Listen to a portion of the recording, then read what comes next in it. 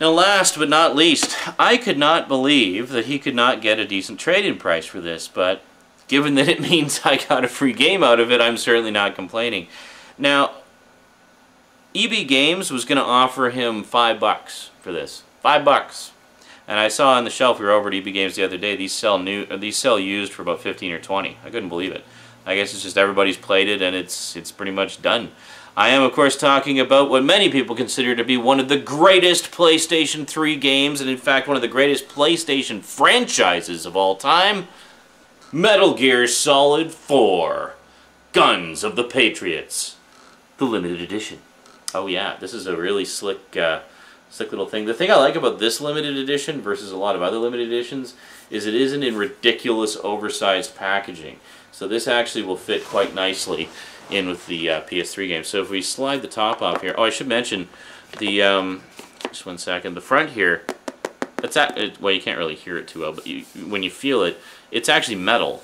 It's actually metal on the front here, and it has this nice matte finish, almost feels like vinyl covering on the box. So it's got a very nice high quality feel to it. So you slide the top off here, and you got two cases. You got the game disc and a Blu-ray disc. Now first off, the game disc is exactly the same as the regular edition that you would buy. There's no difference here at all. So you got the instructions and the disc here.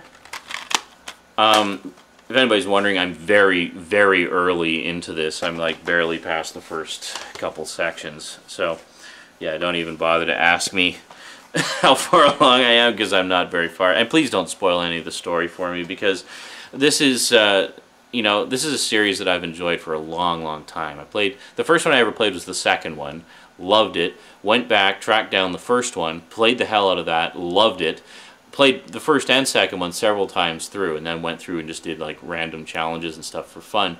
And loved it. The only one I haven't played is the third one, actually. I still got to play that one. One of these days I'll get around to that. But I understand the third one is a prequel anyway, and this is actually the sequel to the direct sequel to the second one. So I'm really not missing anything in terms of the chronology of the story. I just don't have the full backstory because I haven't played the third one. So anyway, great stuff so far. Really liking it. I know a lot of people are kind of split on this. A lot of people love it just for like me, who just love it for the story and the characters and the intrigue and mystery and stuff. Other people get really impatient with it because the cinematic sequences can go really long sometimes. That's been a staple of the series since the first one. You know, it's not unusual when you get towards the end of the game to have like half-hour-long cinematic sequences, like literally. Nice thing about Metal Gear Solid 4, though, versus the other ones, is you can actually pause the cinematics. So if you're in the middle of a 45-minute long cinematic sequence, you can pause and go pee if you have to. So that's good.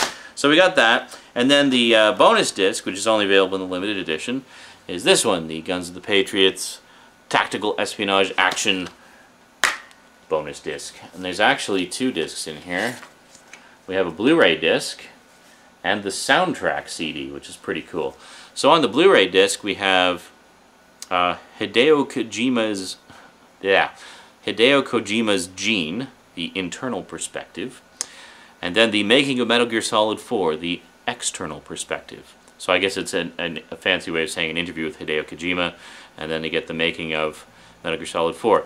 So in the making of, you got 20 years of Metal Gear, researching modern warfare, the road to realism, characters come to life, the sound and the fury, Kojima Productions reaching out, the outsider on the inside, and Hello Logan. And then you have the opening cinematics by Logan. I'm guessing Logan is like some CG artist that they used for this. Bomb Shelter Buffet, Seventh Circle, Body of Armor, and Celebrity Moralist. So one thing they say on here, yeah, warning, spoilers. They say, this Blu-ray disc contains several spoilers from the game. It is highly recommended that you complete the game first before watching this disc. So as much as I want to dive into the disc and check out all the bonus features, I'm going to finish the game first. Because, you know, one thing I've always enjoyed about the Metal Gear games is the story. I mean, it's just got one of the most phenomenal epic espionage-based stories I've ever seen. It was actually Metal Gear Solid 2 when I first played that, when I came to realize that games are very much becoming the next big storytelling medium. I mean, of course, we've had books forever, and then we had radio, and then, you know, an audio drama and stuff, and then we got movies and TV shows, which are both kind of, you know, the visual medium, and now we have games, which are like a direct offshoot of movies and TV, in that they're still visual, but interactive. But it's like we've got this, I mean, some of the stories that I've seen in video games in recent years have been just as deep, complex, and emotionally involving as a good movie, you know? In some ways, you almost have more invested in a video game character's story because you're controlling their actions. You're directly affecting their lives, you know, and what happens to them. So, you know, yeah. Cool stuff. So anyway, Metal Gear was the one that kind of turned the light bulb on, and I realized, I mean, I'd always played games that had good stories to them, obviously, but Metal Gear Solid 2 was the one that really took it to a new level, I think. Well, actually, technically Metal Gear Solid 1, but Metal Gear Solid 2 was the first one that I had personally seen where I felt that it had, you know, taken on a new level. So anyway, yeah, really looking forward to sitting down and working my way through this one. I picked the, in terms of difficulty, I didn't pick the hardest difficulty. I picked one level below that. There's 4 difficulty levels, so I picked the second hardest, not the hardest. Which means, not having played any Metal Gear games for a while, I'm a little rusty and getting killed a lot. But having a lot of fun. Having a lot of fun. Definitely like the stealth action. So, to sum up, we got God of War Collection, awesome. Motorstorm, awesome. Burnout Paradise, awesome. Metal Gear Solid 4, awesome. Lots of gaming ahead, and I still got tons of games I haven't even finished yet. I'm so bad for that. I mean, some of them I will. I'll sit down and just blow through them in like a few days, and others it'll just sit there forever. Like I've still got PS2 games I haven't played yet.